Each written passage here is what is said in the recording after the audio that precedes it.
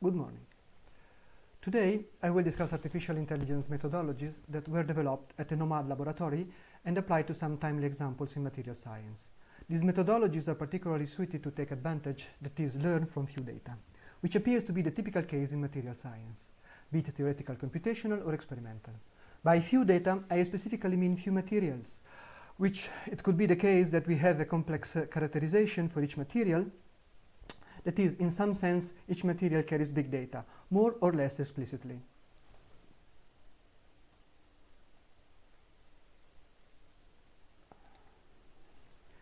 Before jumping to the methods themselves, I'd like to locate them in the galaxy of artificial intelligence methods in general.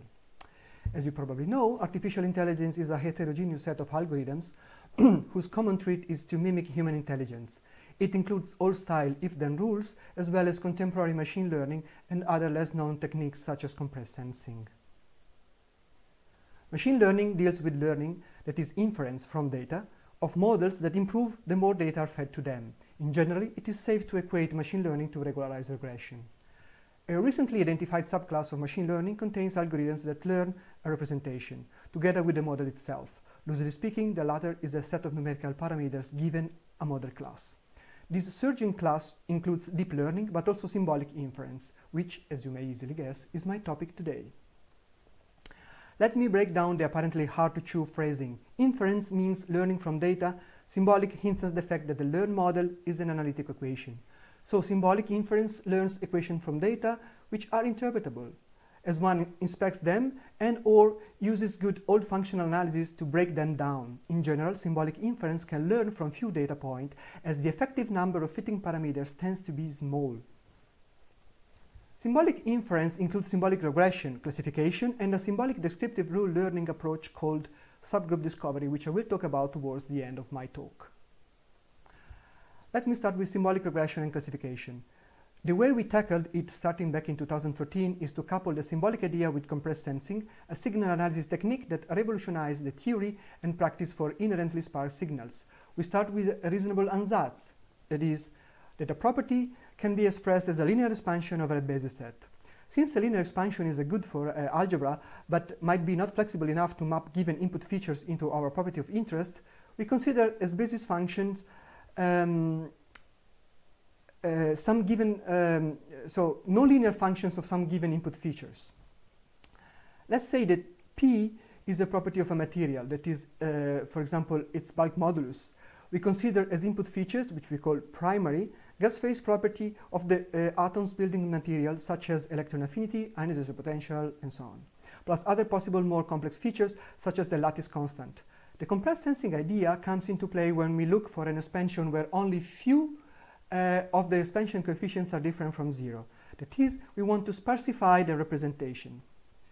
Mathematically, this is expressed with a linear combination kind of minimization with the extra constraint called L0 regularization, that the number of non-zero coefficients is small. The subscript 0 here means that the norm counts the number of non-zero coefficients of vector C, and lambda is a hyperparameter weighting the accuracy of the prediction against the complexity of the model. To fix ideas graphically, we are selecting columns out of the so-called sensing matrix, whose rows are the data points projected onto the basis functions. We call these basis functions also features, and the vector of such selected features is called the descriptor. The scalar product of the descriptor with the non-zero fitted coefficients gives the predictive model. In this way, a large, possibly huge number of features, the big data, can be used to model few data points without necessarily overfitting. The symbolic part of the algorithm enters the construction of the basis functions, which are built via symbolic trees, where the primary features are combined with a given vocabulary of unary and binary operators. And the process can be iterated at will. Note that in the construction of the tree, we apply grammatical rules, such as homogeneity when applying sums, ums, and differences, and having dimensionless argument of operators such as exponential or logarithm. We call this method the sure independence screening plus sparsifying operator, SISO, which is a technical description of the solving algorithm, which I will not mention here, except saying that it can cope with a huge number of features, for example, trillions, and is not challenged by correlated features, which is a typical scenario. To learn about the solver algorithm, we have prepared a nice Jupyter tutorial introducing step by step to it. You can find it at the link given in the slide. Importantly, the method comes with a data-driven strategy for fixing its hyperparameters, which are the depth of the symbolic tree and the number of active dimensions, that is the number of non-zero coefficients in the expansion related to the lambda coefficients mentioned before. Let me also mention that the dimensions of the learned model can be used as coordinate axes to represent the data points. This allows for the artificial intelligence-driven creation of so-called maps of materials properties. This aspect is covered in Matthias Schäffler talk, which you can find on demand. Let me go through selected application examples of SISO. In this example, we wanted to predict whether materials having the prototype chemical formula ABX3, where A and B are cations and X and an ion, would crystallize in their ground state as perovskites.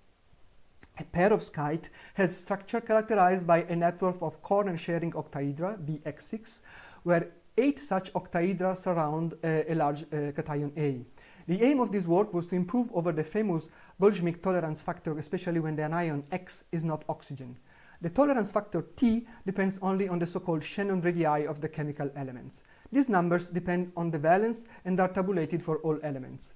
When T is within a given interval, the material is predicted to be stable as perovskite, according to the Goldschmidt criterion. By training on a few hundreds ABX3 materials experimentally known to be or not to be perovskite, SISO identified tau as new optimal tolerance factor. It has better predictive accuracy and it has a monotonicity property. That is, the lower its value, the higher the probability the material is a perovskite. Note that tau depends on Shannon radii as well and explicitly on the oxidation number of A, which was implicit in Goldschmidt T. This allows us to predict which materials are more likely to be perovskite. For instance, if we fix the anion identity to oxygen and the oxidation number, we can explore the radius A and radius B space and identify new perovskites. In the plots, we marked points. The marked points are examples of experimental data, not used for training, that are correctly predicted. Furthermore, by inspecting the equation, we can hypothesize how to extend it to double perovskites, A2BB prime X6. For instance, by using the average radius of B and B prime. This generalization turns out to accurately predict the stability of known double perovskites, even if the model was not trained on them. Furthermore, we could propose thousands of newly predicted double perovskites, ready to be verified experimentally. The next example is the prediction whether materials known as tetradimite with the prototype formula ABLMN, that is up to pentamers, are or not topological insulators. We trained over a few hundreds computed materials via high-level ab initio calculation and found a 2D classification model that depends only on the atomic number and the electronegativity of the atoms. Note that the nice permutational symmetry of the primary features in the descriptor is not imposed but found. The interesting property of this tetradimite is that they can be layered. So, we made the assumption that the layered material can be thought as a linear combination of the constituent layers for the sake of the predictive model, and we came out with millions of predicted topological insulators.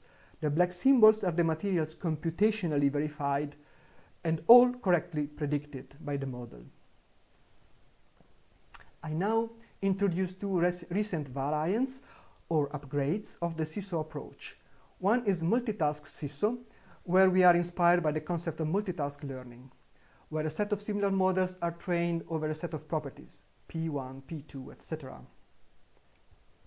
In the SISO context, similar model means some descriptor but possibly means the same descriptor but possibly different fitting coefficients. In other words, for each property, if a column is selected, that is the corresponding coefficient is non-zero, it gets selected for all properties. This extension has a crucial effect of stabilizing the descriptor selection and allows to cope with incomplete databases, which means that not all properties need to be known for all materials.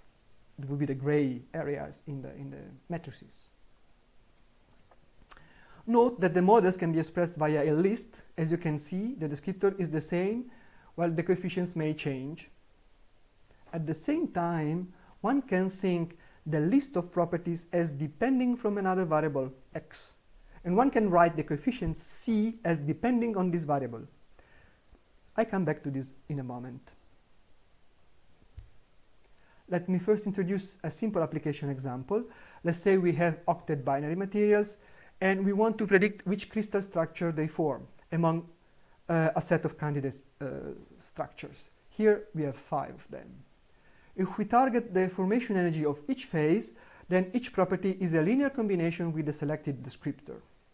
So we can collect all models which are hyperplanes, and the phase with the lowest energy is determining the color on the plot, which is by all means a phase diagram.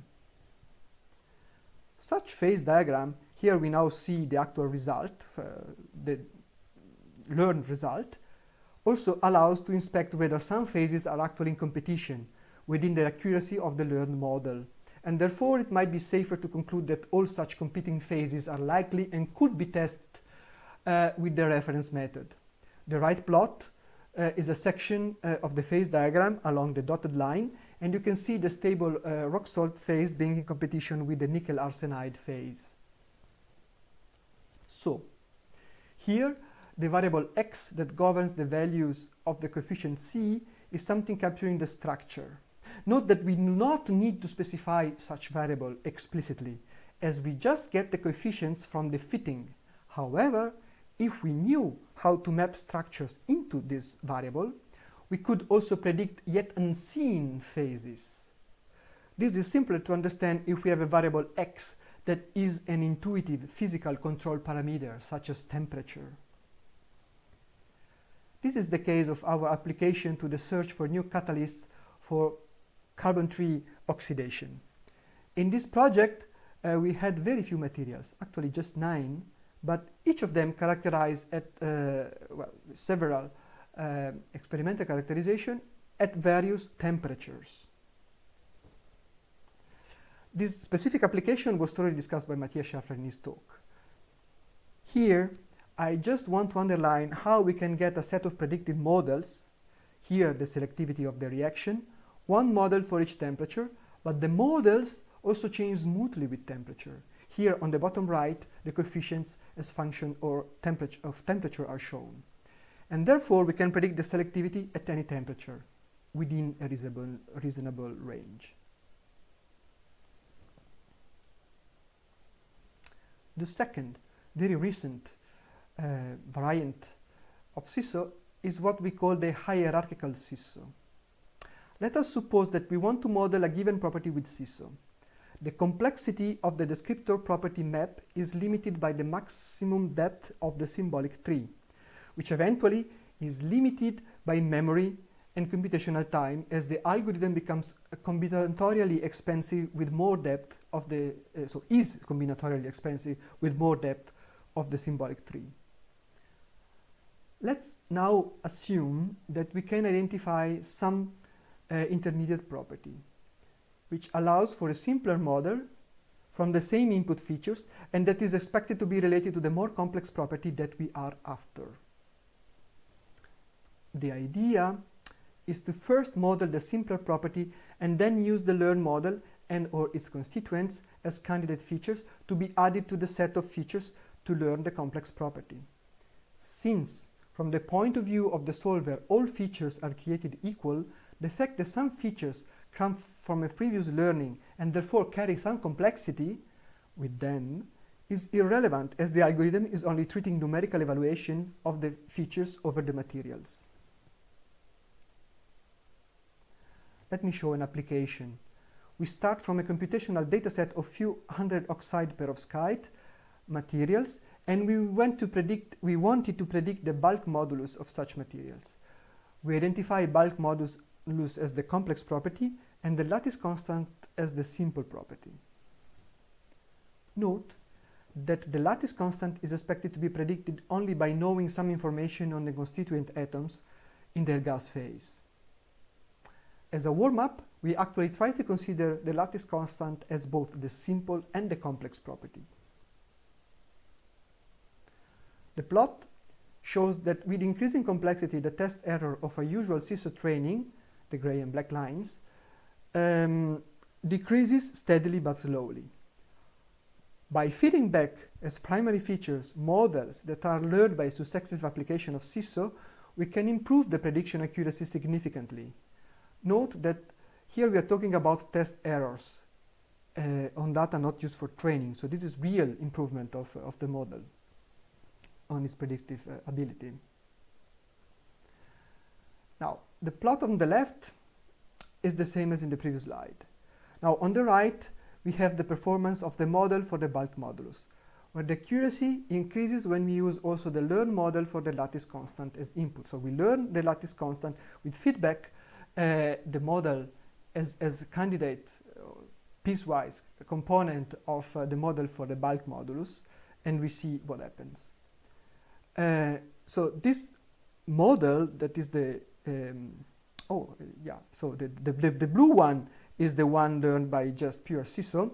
The green one is the one learned with the hierarchical CISO, where we feedback the lattice constant learned from the previous step.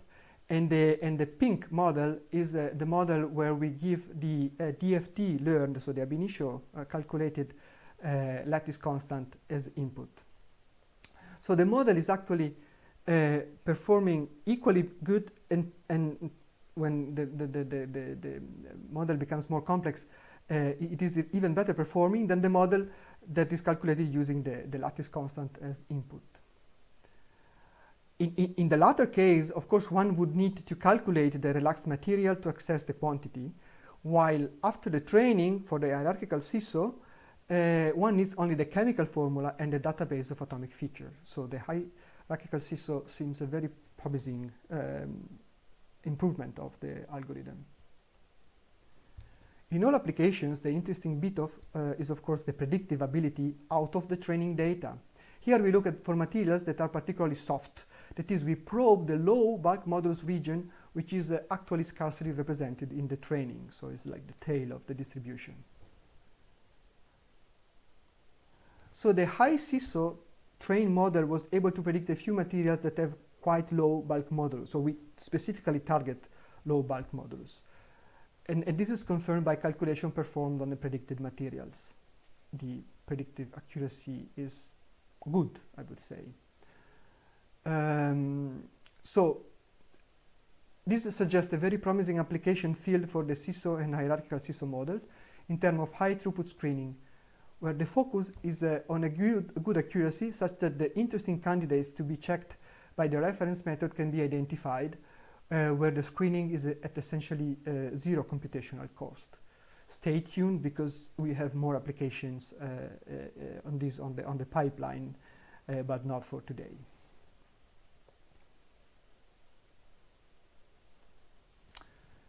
Now, let me switch gears and present another aspect of dealing with few data. When more data become actually needed, because the performance of the model trained on the initially available data is really unsatisfactory when you try new test data, it is desirable to understand how to acquire as few as possible new data for a better training to improve the model, because acquiring reference data is typically expensive. This challenge goes under the general name of active learning, and recently we have introduced a new perspective in this direction. The idea is to identify, without any assumption on the error distribution, in which areas of the input space new data are predicted with small error versus large errors for a given trained model. The regions of small errors are called domains of applicability of the given model. Before introducing how we determine this domain of applicabilities, let me briefly talk about the artificial intelligence approach underneath, which is subgroup discovery. This is also extensively introduced in the mentioned Matthias Scheffler's talk. Here I give just a quick introduction in order to understand the application to the domain of applicability. Subgroup discovery has a peculiar terminology. We start from a population, a target property, and a set of features. In the plot, the features are collapsed into one dimension, which makes it possible to visualize the crucial aspect of subgroup discovery. But bear in mind that the algorithm works in high dimension. In fact, in one dimension, one can typically do subgroup discovery by eye. So let's say we have some data point and we are looking for a model that maps D1 into P. We may or may not be satisfied with this shown global fit. A good compromise, anyhow. However, we may notice that all points such that D1 is smaller than 0.2, whatever unit, the model is much simpler than the global one. Here I have introduced the next peculiar term of subgroup discovery, namely propositions, which are inequalities or equalities involving features. One may also notice that if we introduce a second categorical feature, if the data point belongs to the category circle and D1 is larger than 0.8, we also get a particularly simple model. When we combine propositions, we have a selector. Now, subgroup discovery yields such selectors. This is the main output. Rules that tell whether new data points belong or not to identified subgroup. In this sense, subgroup discovery is a rule induction technique. It is descriptive because rather than predicting the predetermined classification, it yields rule describing the data and their anomalies. It is supervised because identification of the subgroup is done in terms of a defined target property. To the artificial intelligence savvy among you, supervised and descriptive will look probably strange together, but this is the peculiar aspect of subgroup discovery. Let me go back to the application. We want to perform an interpretable, in terms of symbolic rule, diagnostic of a learned model, that is, identify its domain of applicability. To the purpose, we define a cost function that looks for subset of data, where the average relative absolute error is smaller than for all data, so small error, while the group is not too small, so it stays statistically significant. So we train a machine learning model or more, and we identify which features and within which boundaries define domains of small error. For the training, in this application, we use the database of transparent conducting oxide created for the Nomad Kaggle competition. These are ternary oxides made of aluminum, gallium, indium in 6 space groups, where each decoration of the lattice counts as a different material. We trained 3 different models, actually inspired to the models that actually won the competition. Here is the twist. While the machine learning is trained with rather complex and diverse descriptors, the candidate features to describe the domain of applicability are common and simple. So you see them listed here, reasonable features that are interesting for describing the materials, but have nothing to do with the descriptor used to train the machine learning model. What we find is that for certain interval of value of some of the proposed features, indeed, the models are more accurate than elsewhere. These are the domains of applicability. In one specific case, the descriptor labeled MBTR, I don't go into the detail here, the reduction in error is particularly large in the domain of applicability, suggesting that new data outside this domain are needed in order to refine the model. Again, then one can look into the specific shape of these statements and think if there is a way so if there is something to learn about. I don't go into detail now. So this diagnostic tool, whose application is still at its very beginning, is able to detect the domains where a given model is working more versus less well, so that actions can be taken to improve the model or branch the model into an ensemble of models and any other strategy that is now informed by the subgroup discovery analysis. Okay, I come to the acknowledgements to the many people involved in the development of the project that I have presented. I am confident I have convinced you that symbolic inference is a promising tool to work with a small set of data which are characterized by a possibly large amount of features, each of the data point. Having models in terms of equations or rules in the case of subgroup discovery gives the possibility to inspect the model in order to understand intuitively, physically, their content. Furthermore, the minimal number of fitting parameters yields a wider generalizability than the one typically expects from a purely data-driven approach. I thank you for your attention.